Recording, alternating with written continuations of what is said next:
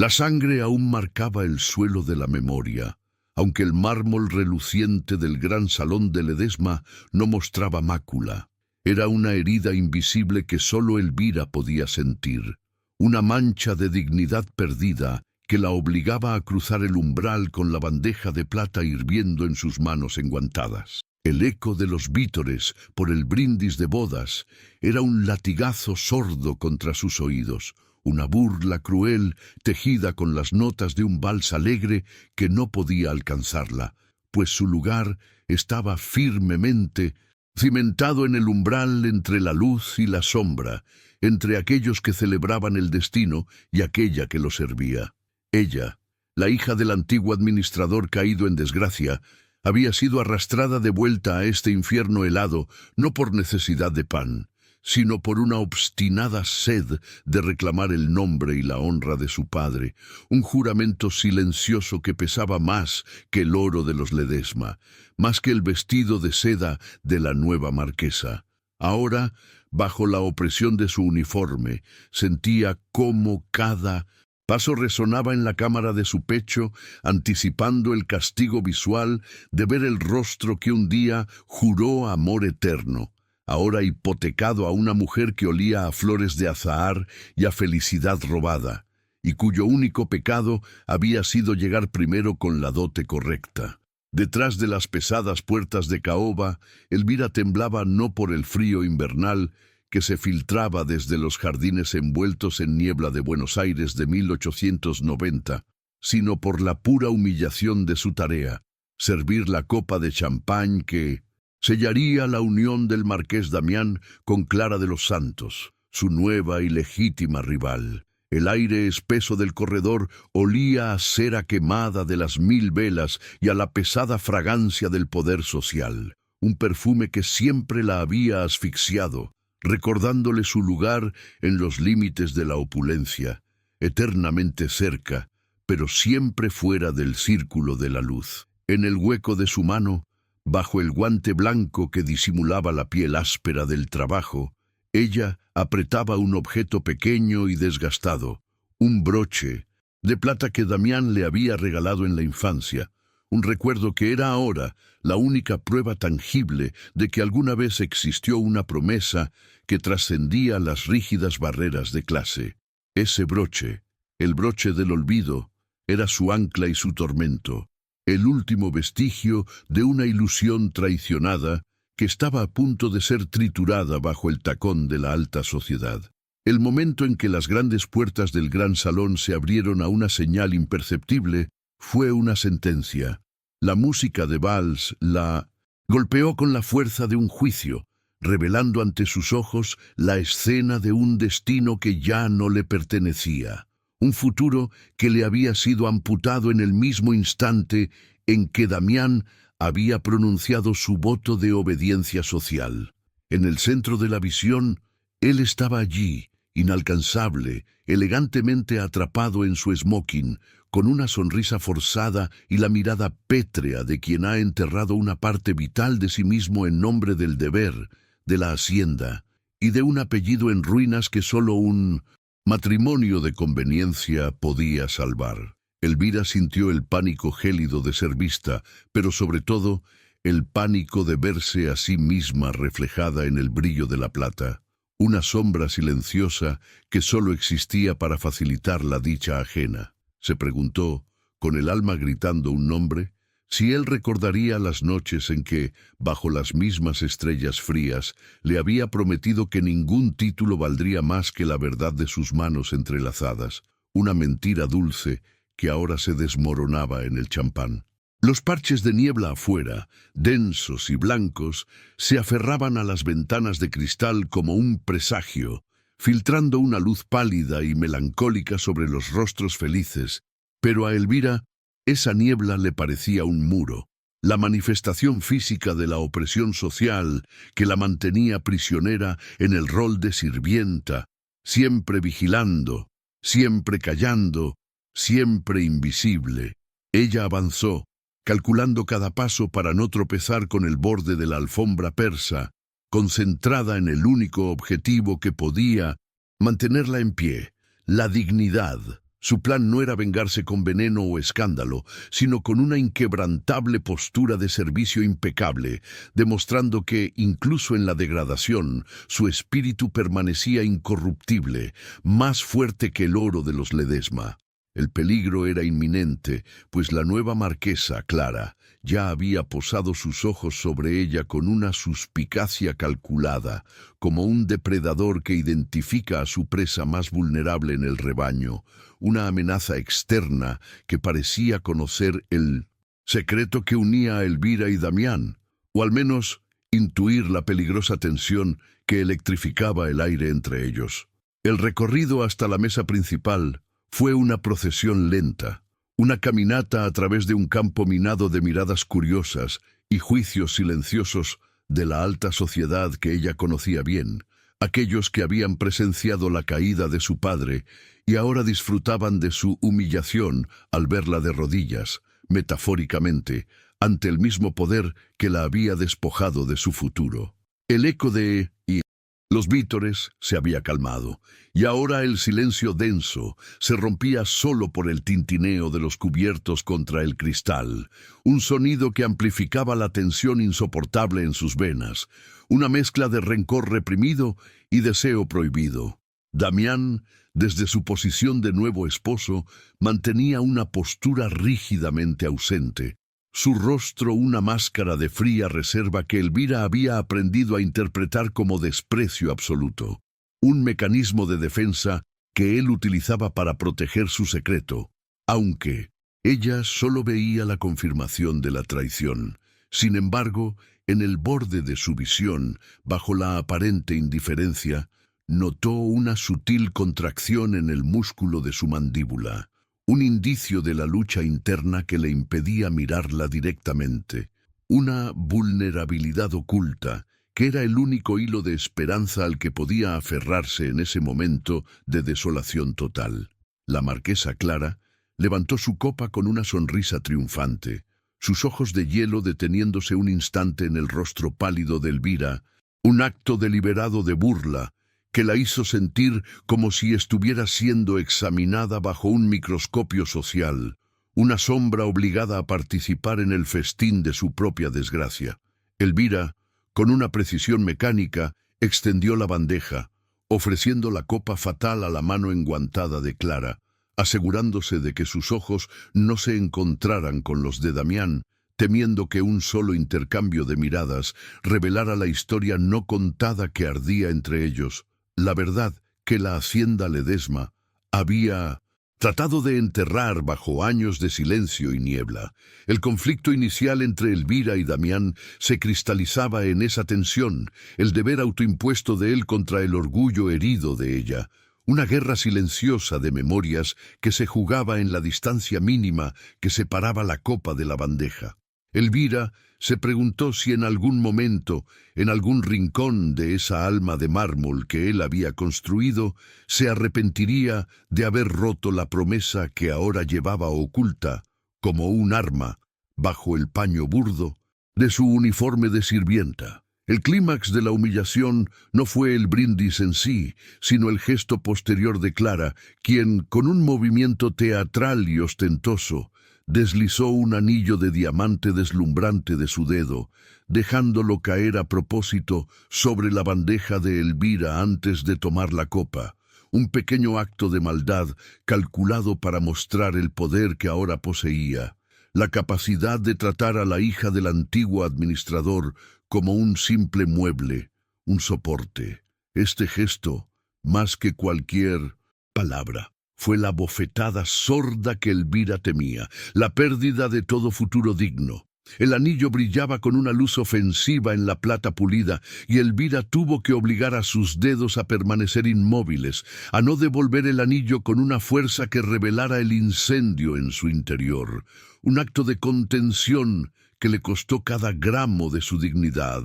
En ese instante, su objetivo existencial de recuperar el nombre de su padre se hizo más claro, más urgente, transformando la humillación en combustible, una necesidad ardiente de salir de esa sombra que la estaba consumiendo lentamente. Ella ya no era solo una sirvienta, Era una combatiente en el campo de batalla de la reputación. Damián, aunque mantenía la compostura de un marqués, no pudo evitar que su mirada descendiera por un microsegundo hacia la bandeja y el anillo. Un destello rápido de vergüenza y culpa cruzó su expresión, pero fue tan breve que solo Elvira, que conocía la geografía de su rostro desde la infancia, pudo detectarlo en medio de la multitud de invitados absortos en su champán. Este ligero temblor fue la primera mini revelación del bloque, el primer indicio de que el muro emocional de Damián no era tan pétreo como él quería que pareciera, una grieta minúscula a través de la cual se filtraba el dolor de la decisión equivocada. Era una frase ambigua, no verbal, una pregunta implícita en la tensión de su mandíbula. ¿Cómo podía él, el hombre que le había prometido el mundo, permitir que su esposa la tratara de esa manera, obligándola a cargar no solo la bandeja de su boda, sino también el peso de su humillación pública? Elvira no esperó respuesta.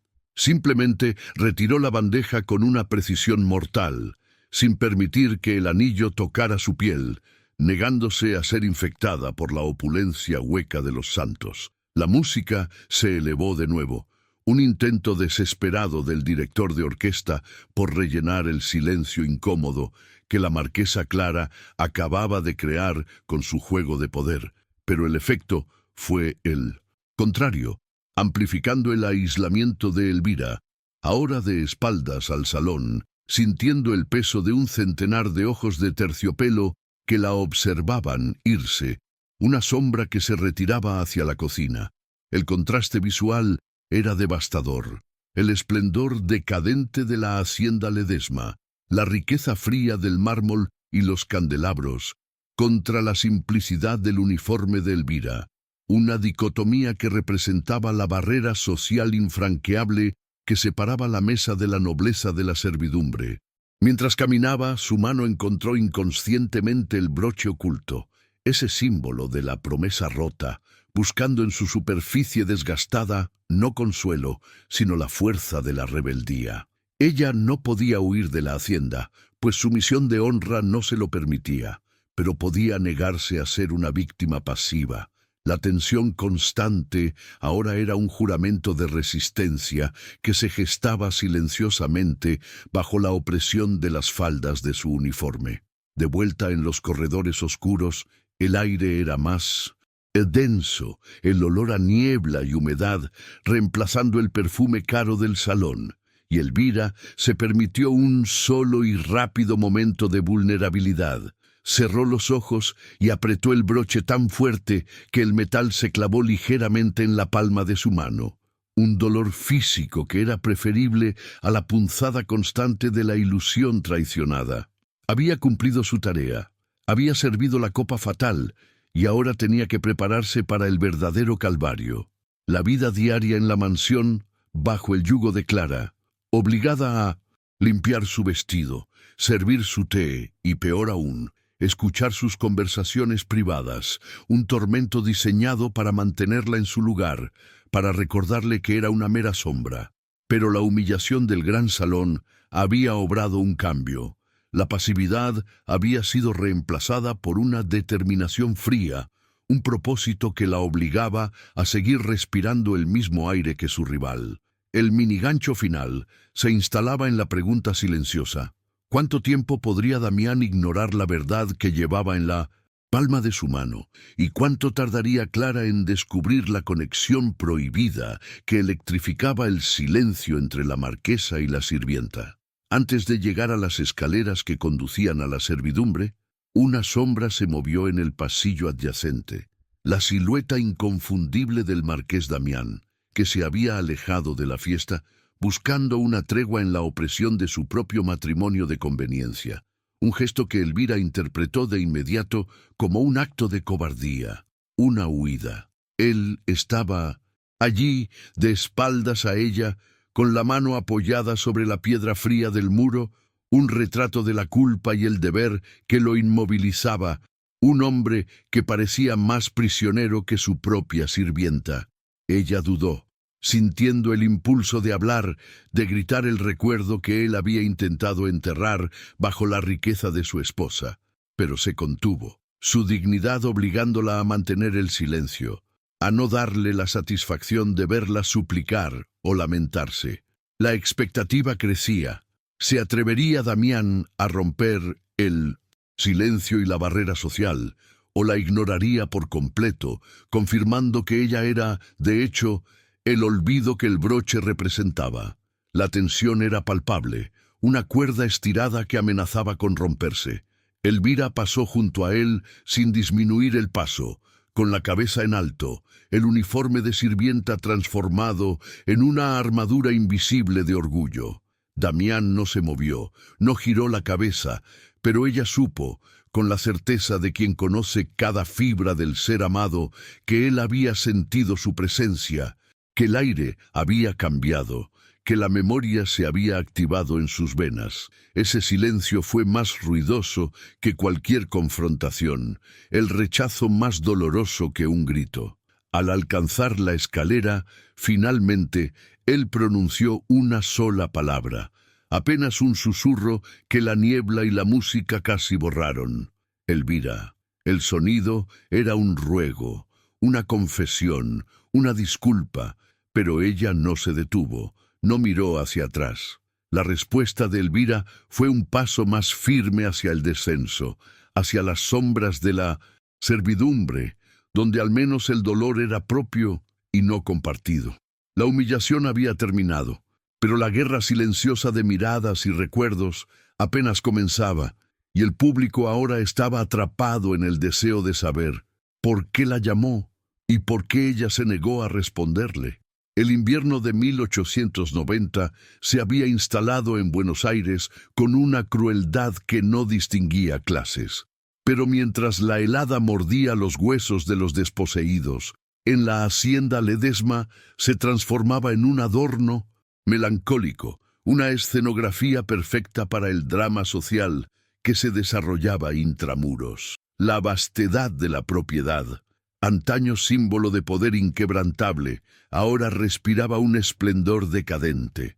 Sus salones de mármol y techos altos funcionaban como cajas de resonancia para el silencio de un secreto familiar que Damián intentaba mantener enterrado bajo la alfombra persa de su matrimonio.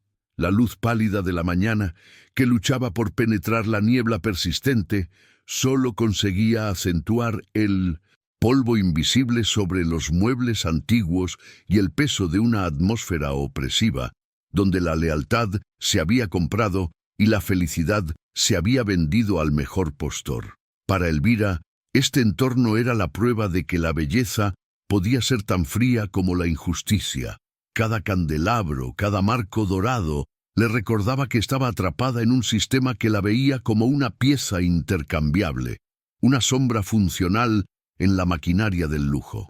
El pasillo de la servidumbre, al que Elvira se retiró, era el reverso exacto del gran salón, estrecho, mal iluminado por una lámpara de aceite titilante y saturado con el olor a lejía y desesperanza, el reino de aquellos que sostenían la ilusión de la alta sociedad sin poder disfrutarla.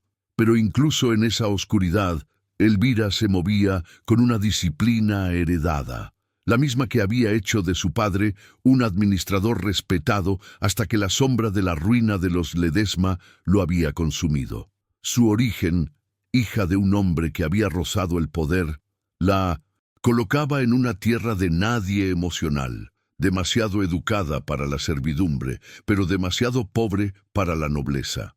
Llevaba en su rostro, delgado y de líneas firmes, la vulnerabilidad de quien ha amado y la fortaleza de quien ha sido traicionada. Sus ojos, aunque bajos para el trabajo, guardaban el destello de una inteligencia que la marquesa Clara temía instintivamente. La presentación del marqués Damián era un estudio en la quietud forzada.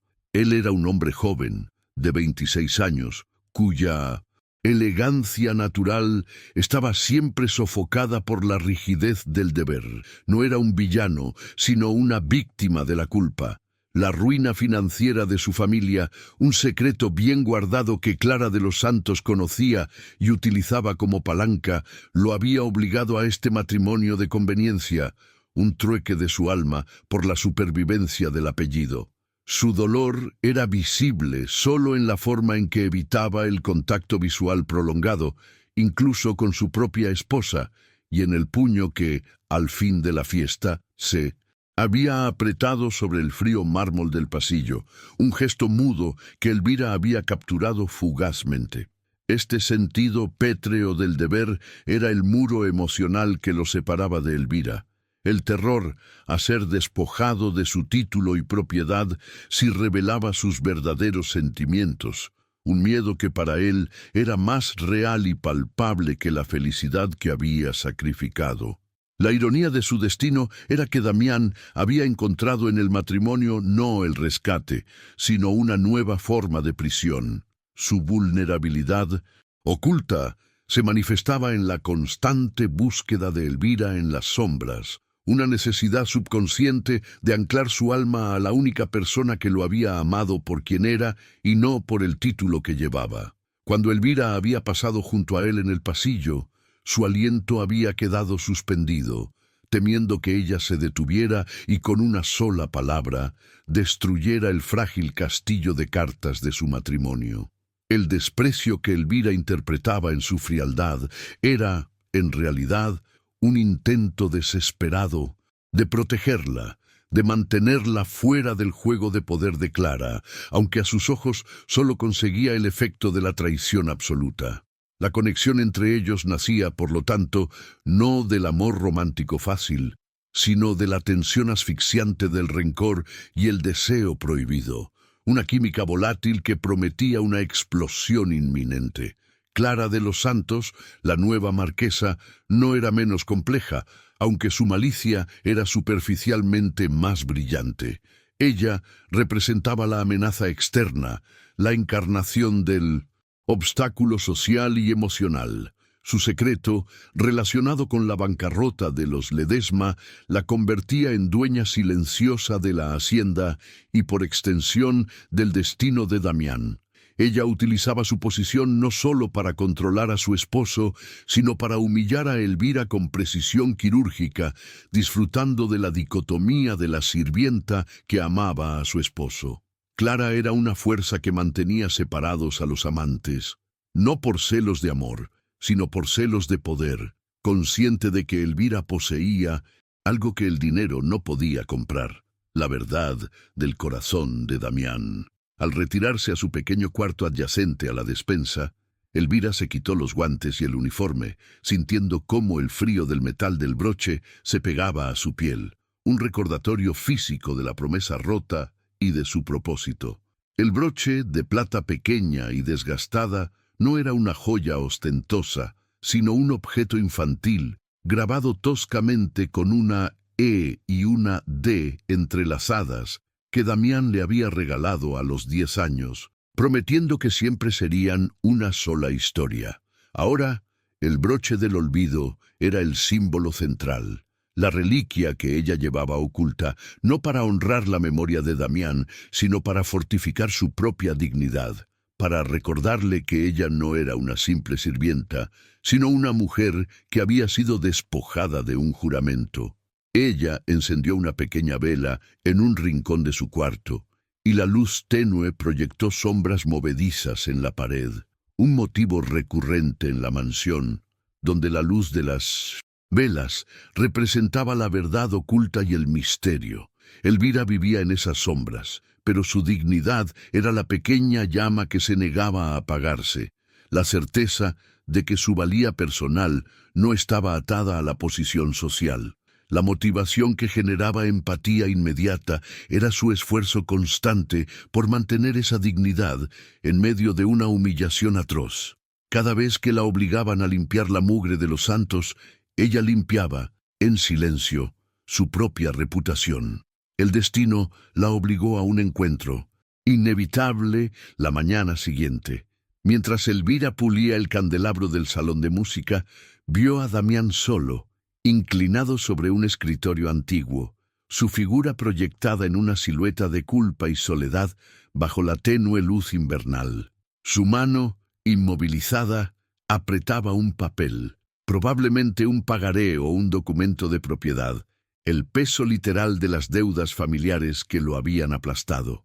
En ese momento de absoluta vulnerabilidad, Damián era solo un hombre, no un marqués, consumido por el terror a ser despojado de lo poco que le quedaba, el miedo a la pobreza que lo había empujado a traicionar su corazón. Elvira, inmóvil en su rincón, se convirtió en testigo involuntaria de su tormento. No se atrevió a hacer ruido, temiendo romper el trance de su dolor, pero observó la forma en que el marqués se mordía el labio, un gesto que ella recordaba de su infancia, cuando enfrentaba una mentira difícil a su padre. La tensión entre la cercanía física y la distancia social era inmensa. Estaban a pocos metros de distancia, pero separados por un abismo de títulos y fortunas. Era la primera vez, después de la boda, que lo veía sin su máscara social, y el recuerdo de su amor prohibido la golpeó con la fuerza de un arrepentimiento compartido. Ella se obligó a concentrarse en la plata del candelabro, en la textura fría del metal bajo su paño, buscando la liberación en la repetición del trabajo, un mantra silencioso contra el caos emocional que Damián desataba en su interior con su sola presencia. El pulido del candelabro se transformó en un acto simbólico. Ella estaba puliendo la verdad, intentando sacar brillo a la justicia que su padre merecía, aunque el esfuerzo pareciera inútil bajo el peso de la niebla. Fue entonces que el símbolo central hizo su aparición de forma sutil. Mientras se enderezaba, el broche oculto en su uniforme se enganchó ligeramente con el borde de su delantal, produciendo un sonido metálico casi inaudible, un pequeño clic que, sin embargo, resonó en el silencio del gran salón como un disparo. Damián levantó la cabeza de golpe, sus ojos grises, antes vacíos por la preocupación, se fijaron en Elvira, no con desprecio, sino con una alerta repentina. Elvira sintió el pánico helado recorrerle la espalda, temiendo que él hubiera escuchado el sonido o, peor aún, adivinado la existencia del broche.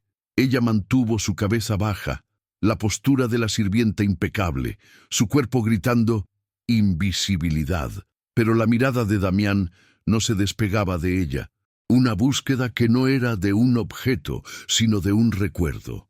Él no podía ver el broche, pero había reconocido algo en ella, una chispa, un fantasma del pasado que se negaba a ser enterrado. Este encuentro forzado reveló la vulnerabilidad y el contraste emocional entre ambos. Elvira, aunque físicamente frágil, era emocionalmente más fuerte, anclada en su dignidad. Damián, físicamente poderoso, era un esclavo de su apellido y su deber, un hombre destrozado por la culpa. La tensión se hizo insoportable, una pregunta silenciosa que flotaba entre ellos. ¿Hasta cuándo podían pretender que la historia que habían compartido no existía, que la promesa no era más que un juego de niños? El momento se rompió, cuando se escuchó el sonido de la marquesa Clara, que regresaba de una caminata matutina en los jardines envueltos en niebla. Clara irrumpió en el salón, radiante con su abrigo de pieles, ajena a la tensión que acababa de consumir a su esposo y a la sirvienta, pero sus ojos de lince registraron la postura rígida de Damián y la cercanía de Elvira al escritorio. «Damián, querido», dijo Clara, su voz azucarada cortando el aire como un cuchillo de plata. «No te molestarás por tener que limpiar el barro de mis botas, ¿verdad, Elvira? Parece que la niebla ha ensuciado mis zapatos de baile». Era un mandato, pero también una humillación calculada, obligando a Elvira a postrarse a sus pies en presencia del hombre que amaba, un recordatorio brutal de la jerarquía social. Damián, volviendo a ponerse su máscara de marqués, se enderezó, pero Elvira notó la rapidez con que desvió la mirada. El terror a ser despojado de su título se intervenía, el peso de la hipoteca visible en sus hombros. Su silencio, una vez más, Fue la confirmación del desprecio para Elvira, el acto de traición que él creía necesario para protegerla, pero que solo conseguía herirla más profundamente. Elvira, sin una sola palabra de queja, se arrodilló, su rostro cerca de la bota de cuero fina, y comenzó a limpiar el barro con un paño. Su corazón latía con una mezcla de furia y humillación, pero su dignidad se manifestaba en la precisión de su movimiento, la limpieza impecable que transformaba un acto degradante en una muestra de su fuerza interior. Ella era la sombra, pero una sombra con un propósito inquebrantable. Mientras limpiaba, su mirada, levantada solo un instante, capturó una conversación silenciosa entre Damián y Clara. Él le entregó el papel que había estado mirando, el documento de Mindose, la ruina, y Clara lo tomó con una sonrisa fría y posesiva, su poder sobre él afirmado por el silencio del salón. Elvira supo, con una certeza instintiva, que ese papel era la clave no solo de la bancarrota de los Ledesma, sino de la manipulación de Clara, el verdadero secreto que la mantenía en la sombra. Elvira terminó de limpiar la bota. Se levantó con una gracia contenida que era en sí misma una protesta, y sin mirar a Damián ni a Clara, se dirigió a la puerta. Su salida era un acto de rebeldía silenciosa, una negativa a permanecer en el mismo espacio que su humillación, pero la marquesa, no satisfecha, lanzó una frase final, un golpe bajo que sellaría el bloque. «Asegúrate de no perder nada, Elvira. Tienes fama de tomar prestadas las cosas que no te pertenecen», siseó Clara, refiriéndose a su padre. El gancho emocional se tensó hasta el punto de ruptura. Elvira se detuvo en el umbral de la puerta, la mano sobre el picaporte frío, sintiendo cómo el broche la quemaba a través de la tela. Ella giró ligeramente la cabeza, sin mirar a Clara, pero su voz, apenas un susurro en español, se escuchó con una claridad devastadora. «Solo devuelvo lo que es mío, marquesa». Y salió, dejando a Clara y Damián en un silencio absoluto, forzando al lector a preguntarse qué era lo que ella estaba realmente planeando recuperar, y si esa recuperación pondría en peligro a Damián o a sí misma. Elvira se refugió en la inmensidad de la cocina, el único espacio de la hacienda Ledesma, donde el fuego y el vapor daban una sensación de vida genuina, un contraste brutal con la frialdad marmórea de los salones. La frase venenosa de Clara resonaba en el aire. «Solo devuelvo lo que es mío, marquesa». Ella había logrado una victoria minúscula, un acto de resistencia que la hacía menos sirvienta y más adversaria, pero sabía que Clara no perdonaría esa muestra de desafío. El ambiente aquí era de camaradería forzada, el murmullo constante de los otros sirvientes, ajenos a la guerra silenciosa que se libraba arriba. Elvira se movía entre el caos ordenado, preparando la bandeja del té de la tarde para la marquesa, un ritual que se había convertido en su tortura diaria. La obligación de escuchar las conversaciones íntimas de Clara y sus amigas, buscando cualquier grieta, cualquier mención que pudiera reivindicar el nombre de su padre. Elvira se preguntaba, con la bandeja en mano, qué era exactamente lo que Damián había permitido que Clara hiciera para salvar la hacienda.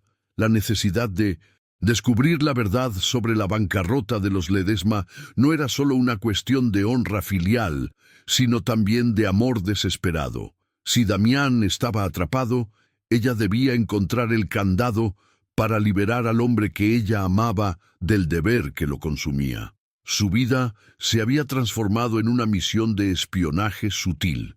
Cada taza servida, cada habitación limpiada, se convertía en un acto de recolección de información.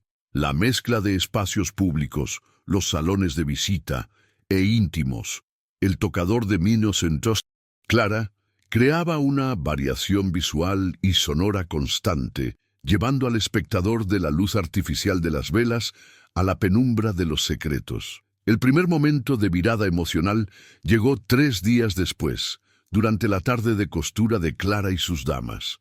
Elvira estaba obligada a hilvanar un encaje, inmóvil en un rincón, mientras las voces agudas de la nobleza discutían cotilleos y de forma indirecta la situación financiera de la hacienda.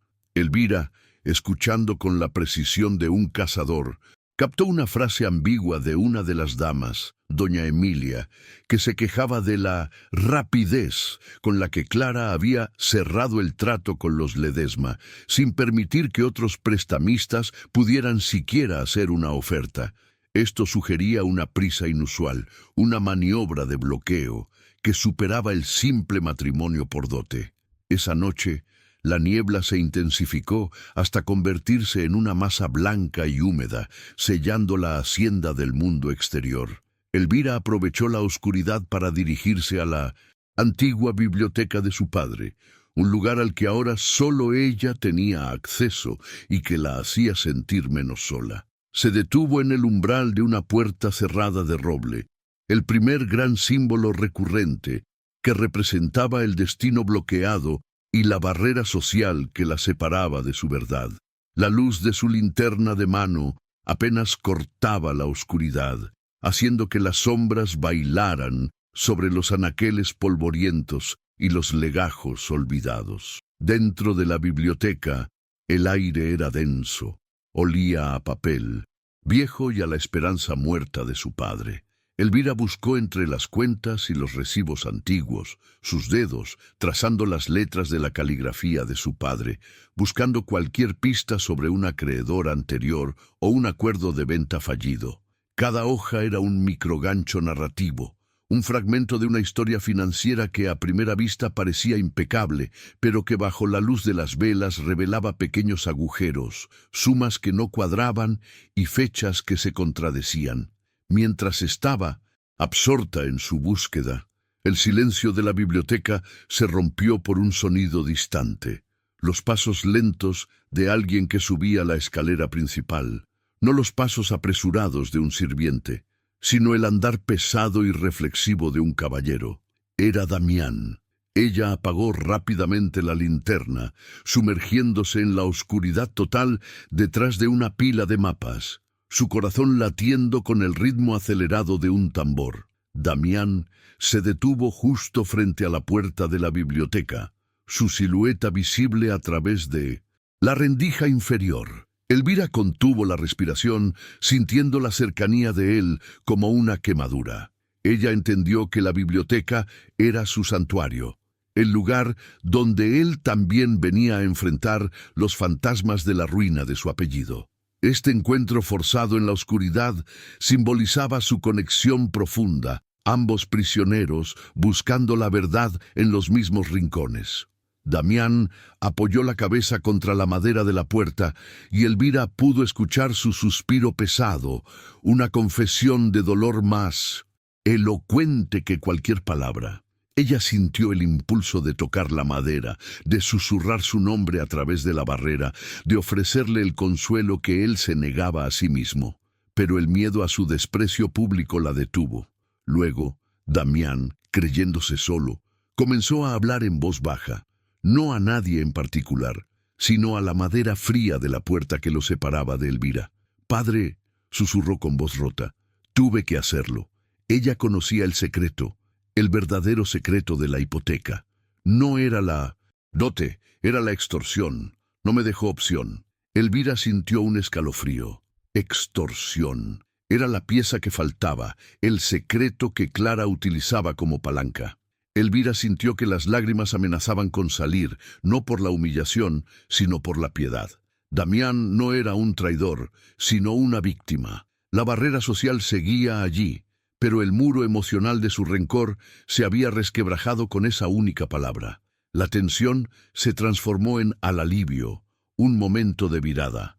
Ella ya no luchaba contra su traidor, sino que luchaba por su rescatador. Damián se retiró tan silenciosamente como había llegado, su figura desvaneciéndose por el corredor oscuro, dejando a Elvira sola con la revelación.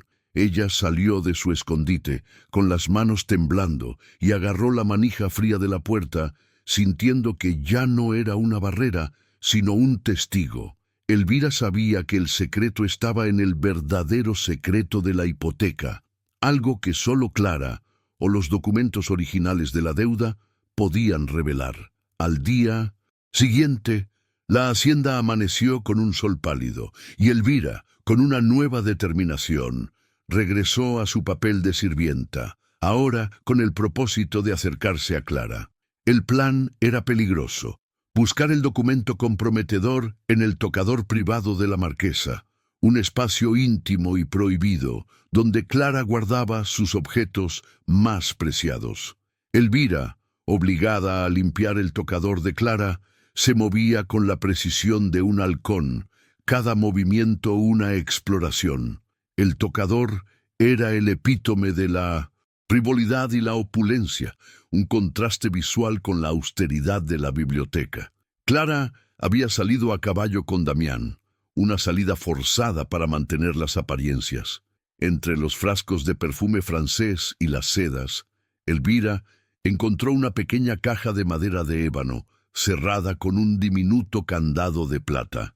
Ella sabía, con una certeza instintiva, que el secreto de la extorsión estaba dentro. El candado era un microgancho narrativo, un desafío físico a la verdad oculta. Elvira no tenía la llave, y forzar la caja habría sido un suicidio. Su mirada, sin embargo, captó un detalle: un pequeño mechón de cabello rubio, el color de Clara, estaba enganchado en el borde del candado, como si hubiera sido forzado recientemente. Alguien más, quizás Damián, había intentado abrirlo. Elvira no pudo resistir el impulso. Sacó de su uniforme el broche del olvido, el símbolo de su amor traicionado, ahora transformado en una herramienta. Con dedos temblorosos, usó la punta afilada y desgastada del broche como palanca improvisada. Era un acto simbólico, usar la promesa rota para desmantelar la verdad que había roto la promesa. El pequeño candado cedió con un chasquido casi inaudible. Un momento de virada emocional. Elvira había cruzado una línea, de sirvienta a intrusa, de sombra a espía activa. Dentro de la caja había un único objeto, no un papel, sino una carta antigua, arrugada por el tiempo, escrita en una caligrafía temblorosa que Elvira reconoció como la del abuelo de Damián. La carta era un microgancho explosivo. No trataba de dinero, sino de un hijo ilegítimo, un Ledesma sin título, un secreto de familia que, si se revelaba, despojaría a Damián de la hacienda y el apellido independientemente de su matrimonio. La extorsión de Clara era más profunda, más destructiva que cualquier deuda. Elvira sintió cómo el corazón se le detenía. La bancarrota era la excusa. El hijo bastardo era la verdadera amenaza. Clara no había comprado a Damián con dinero, sino con el silencio de un escándalo que destruiría siglos de linaje. Elvira cerró la caja rápidamente, volviendo a cerrar el candado con el broche, su cuerpo temblando por el peso de la revelación. Esa noche, la tensión se hizo tangible. Elvira no podía contarle a Damián lo que había descubierto, ni mostrarle la carta, pues eso confirmaría su intrusión y la pondría en peligro de ser expulsada por robo. Necesitaba que Damián descubriera la verdad por sí mismo, o que lo viera con sus propios ojos. Elvira, en el piso comedor, mientras servía la cena, observaba a Damián y Clara. Clara era triunfante, Damián silencioso, bebiendo su vino con la mirada perdida en las llamas de la chimenea. La guerra silenciosa entre ellos se manifestaba en la forma en que Clara evitaba mencionar el nombre de Elvira, y Damián evitaba mirar a su esposa. Elvira se dio cuenta de que la fuerza que los mantenía separados no era solo la barrera social, sino el miedo de Damián a la verdad. Él prefería la cárcel del deber a la vergüenza, del despojo. La ironía era que, al proteger su apellido, estaba destruyendo su alma y la de ella. Una noche la lluvia cayó con furia sobre la hacienda, creando un escenario visual de caos interior. Damián se dirigió a la biblioteca, buscando consuelo en los viejos libros. Elvira, consciente de su angustia, se acercó al pasillo, encontrándolo en la misma puerta cerrada del otro día. Damián no habló, pero apoyó su mano en la puerta, en el mismo lugar que la otra vez. Elvira, del otro lado, hizo lo mismo, sin que él lo supiera. Era un roce accidental de manos a través de la madera, una conexión que quemaba con el deseo prohibido, la comunicación no verbal de un amor que se negaba a morir. Elvira, sintiendo su angustia, finalmente rompió el silencio, aunque de una manera indirecta con un sonido. Dejó caer intencionalmente una jarra de agua en el suelo del corredor de la servidumbre, un ruido que simulaba un accidente. El ruido hizo que Damián se sobresaltara. Él abrió la puerta solo un poco, asomándose al pasillo, y vio a Elvira recogiendo los pedazos rotos. Sus ojos se encontraron por primera vez desde la boda, un encuentro fugaz de almas desnudas. «¿Estás bien, Elvira?», preguntó Damián, su voz baja y áspera, llena de una preocupación que trascendía la relación amo-sirvienta. Elvira sintió que el aire se espesaba, el corazón latiéndole como un colibrí. «Sí, marqués, solo torpeza», mintió Elvira, la dignidad intacta. Ella se levantó, sosteniendo los fragmentos de cristal en su mano, un espejo roto de su propia vida. Damián, sin embargo, no cerró la puerta. Él dio un paso hacia el pasillo oscuro, su figura imponente en la penumbra. «No me mires así», susurró, la súplica en su voz más profunda. «No soy el hombre que crees que soy». Elvira se atrevió a una frase corta e intensa. «Sé quién eres, Damián, y sé la mentira que te ata». Fue una revelación, un golpe en su muro emocional. Damián se quedó paralizado. «¿Qué sabes?». Su voz era un susurro de terror. Él temía que ella supiera del hijo ilegítimo, la verdad que Clara usaba para destrozarlo. Elvira no le dio la respuesta. Simplemente mostró su mano, donde los fragmentos de cristal habían cortado ligeramente su piel. «Sé que hay batallas que no podemos ganar si luchamos solos», dijo, sugiriendo la necesidad de la verdad. La puerta se cerró de nuevo con un suave clic. Damián se había retirado, no por desprecio, sino por el miedo a la confrontación. Pero el hielo se había roto, y una conversación silenciosa había tenido lugar a través de la herida abierta. Al día siguiente, Clara organizó un paseo a caballo, y Elvira fue forzada a acompañar a la marquesa, llevando provisiones. Era una oportunidad perfecta para crear variación visual, el lujo de la nobleza en contraste con la austeridad del campo. Durante el paseo, Elvira escuchó a Clara hablando con una amiga sobre los problemas de una finca vecina, mencionando cómo se había deshecho de un documento de deuda para acelerar una adquisición. Clara era una depredadora, y su metodología era clara: eliminar la competencia. Elvira regresó al tocador de Clara esa noche. Su propósito ahora era encontrar una copia del documento de hipoteca o cualquier rastro del acuerdo de extorsión.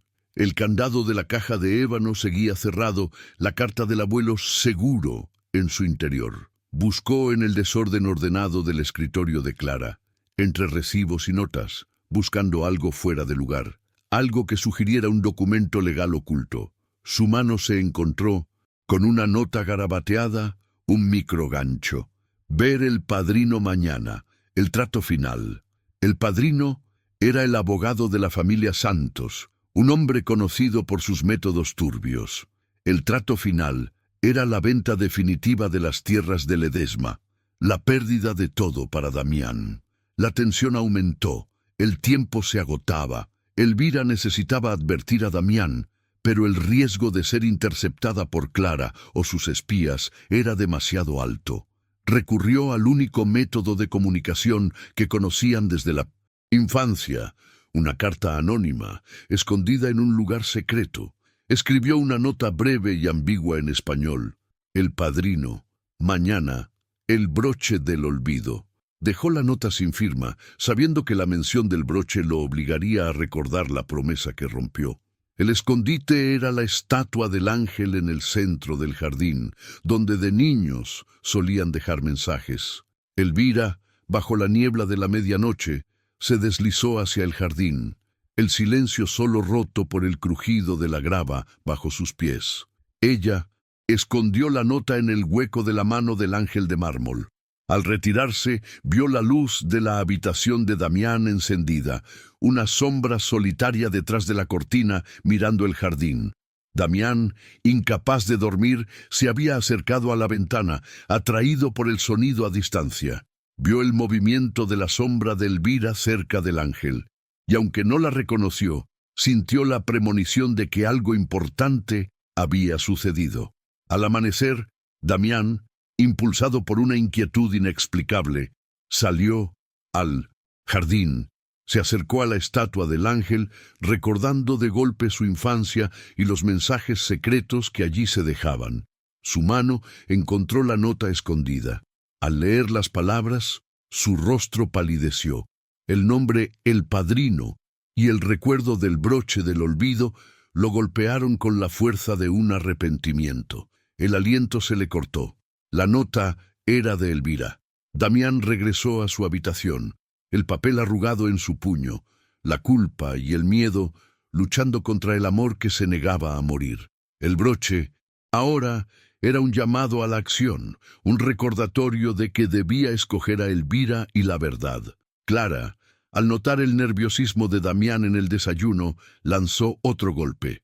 ¿Limpiaste bien mi tocador, Elvira? Asegúrate de que no haya nada fuera de lugar. Las cosas valiosas se pierden fácilmente. Elvira mantuvo su postura, su corazón latiendo por el conocimiento de que Damián había leído la nota. Ella no podía responder, pero su mirada de «sé la verdad» se encontró por un segundo con la de Damián.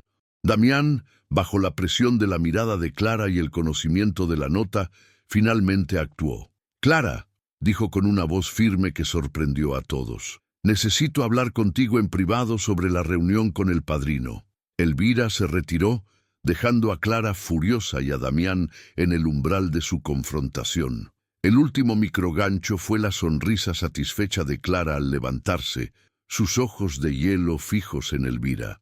Ella sabía que Damián había leído la nota y que se estaba acercando a la verdad, pero también sabía que tenía la carta del hijo bastardo en su poder. El clímax se acercaba, la tensión insoportable, la sensación de que no podían dejar de escuchar el inminente enfrentamiento. La mansión se había quedado en un silencio premonitorio, un vacío después de la retirada de Clara, que había sido arrastrada por Damián a una de las salas privadas, donde el destino final de la hacienda y la verdad sobre la extorsión iban a ser decididos. Elvira sintió el pulso de la casa acelerarse, el aire, denso y electrificado como antes de una tormenta.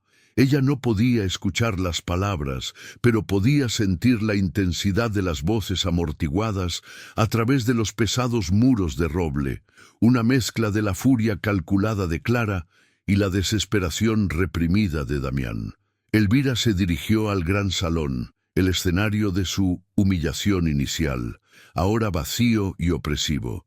Era su turno de preparar el salón para una reunión de emergencia que Clara había convocado, una maniobra de último recurso para firmar los papeles antes de que Damián pudiera exponerla. La luz de la tarde entraba por los ventanales, ya pálida y fría, bañando la gran araña de cristal en un resplandor melancólico, el foco de la inminente confrontación. Mientras pulía un pequeño atril de caoba, Elvira escuchó el sonido de la puerta del salón privado abriéndose de golpe. Damián y Clara salieron, con los rostros contraídos, su discusión no resuelta, apenas contenida.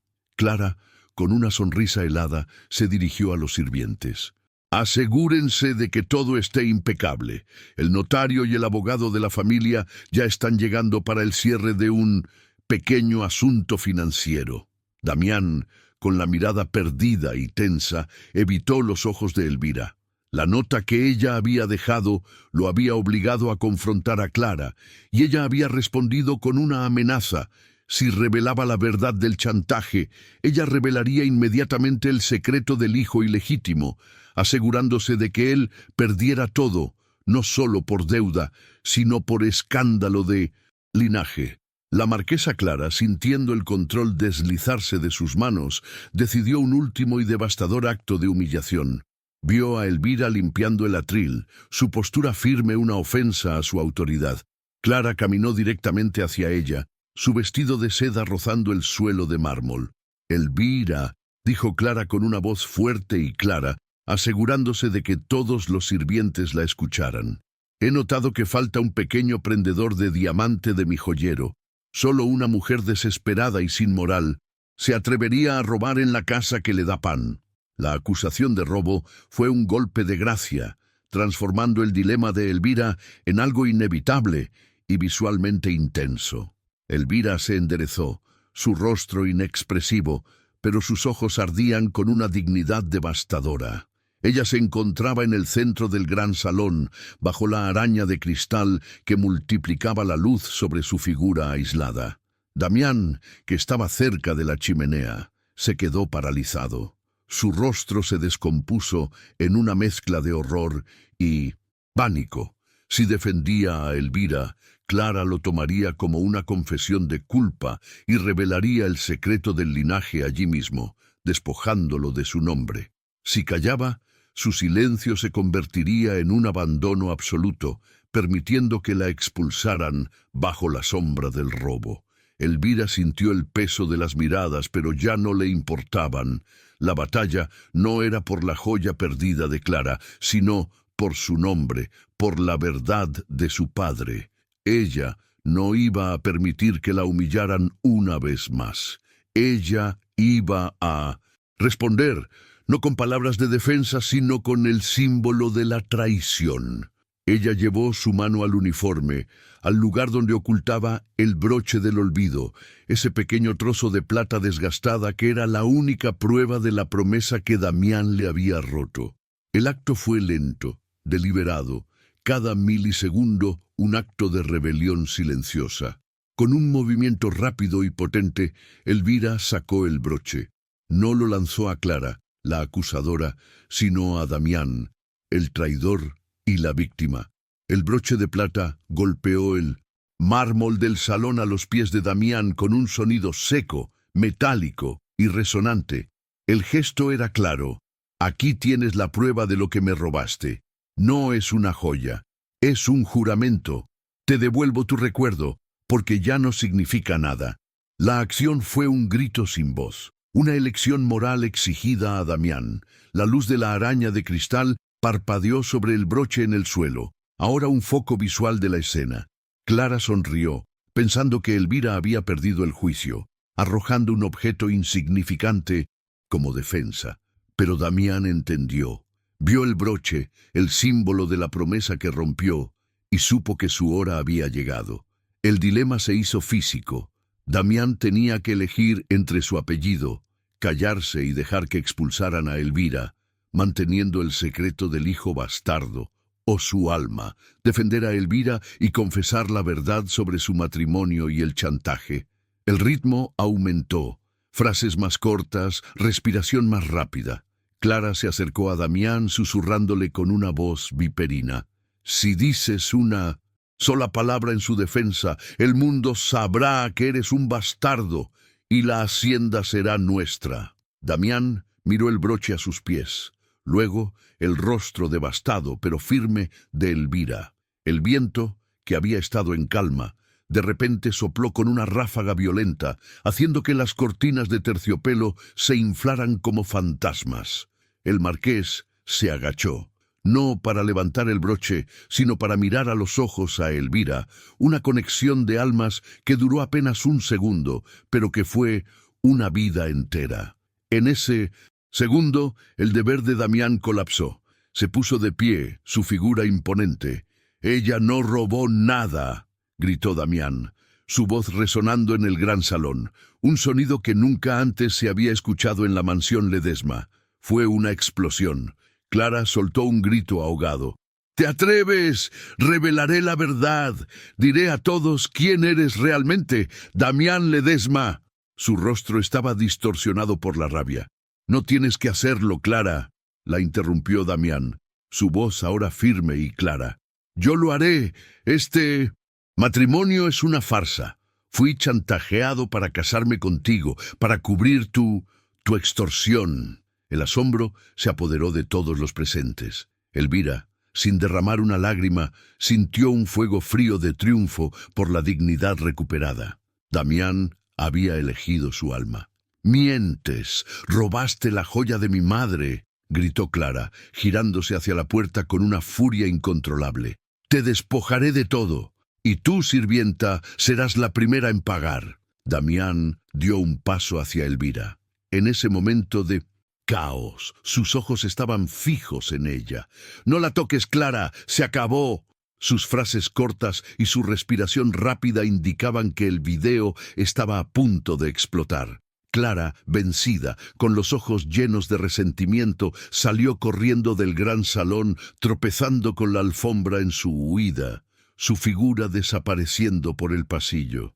La niebla de afuera, que había permanecido densa todo el día, pareció entrar en el salón a través de las puertas abiertas, un símbolo de la verdad que finalmente había estallado. Damián miró a Elvira y luego miró el broche de plata a sus pies. El nombre que él había gritado, el nombre de Elvira, resonó en el silencio que siguió a la partida de Clara. Ella no había ganado una joya o un título, sino la verdad. El público queda con la tensión de saber qué precio pagarán por esa verdad y qué sucederá ahora que la barrera se ha derrumbado. El silencio que siguió a la huida de Clara no era el silencio opresivo del miedo, sino el tembloroso vacío que deja la verdad cuando finalmente estalla, un silencio emocional restaurado que contrastaba brutalmente con el caos de la niebla que se agitaba aún en el umbral del salón. Los invitados, abrumados por el escándalo, comenzaron a retirarse furtivamente, dejando a Damián y a Elvira solos en el vasto espacio, bajo la araña de cristal que ahora parecía reflejar una luz más limpia, menos sombría. La inmensidad del salón, testigo de la boda fraudulenta y la humillación, se convirtió en el escenario de su libertad recién conquistada. Una libertad frágil y costosa. Damián, con el aliento aún corto por la adrenalina del enfrentamiento, finalmente caminó hacia donde el pequeño broche de plata había caído. Su figura ya no era la del marqués rígido y controlado, sino la de un hombre que había sido despojado de un manto de mentiras. Levantó el broche del frío mármol, sintiendo su peso liviano, que contenía el peso de toda una vida. Había perdido su apellido a ojos de la sociedad.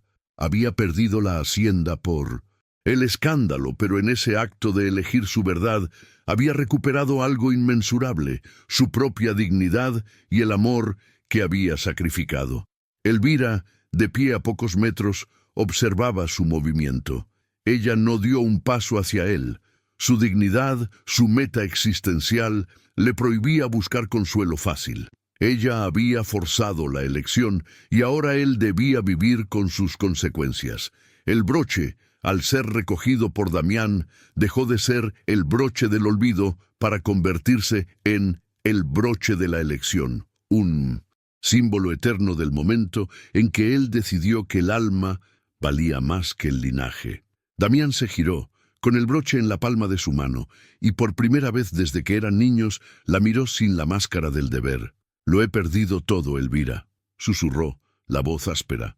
El título, la hacienda, el nombre. Elvira, sin embargo, vio en sus ojos no la ruina, sino la honestidad.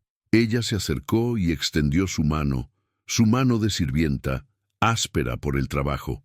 Era el contraste de la nobleza verdadera contra la opulencia falsa. «Tú has recuperado tu nombre, Damián», le respondió ella, con una calma que lo desarmó.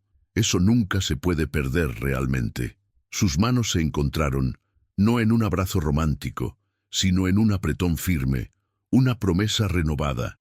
sin necesidad de palabras ni juramentos elaborados. El toque fue un acto de catarsis emocional, la liberación de años de tensión y deseos reprimidos. Damián cerró el puño alrededor del broche. Había terminado su camino del deber a la libertad. Juntos se dirigieron hacia la gran puerta de caoba del gran salón, el mismo umbral que Elvira había temido cruzar en la apertura. Ahora, esa puerta representaba el destino bloqueado que se abría a una vida elegida, una nueva dirección.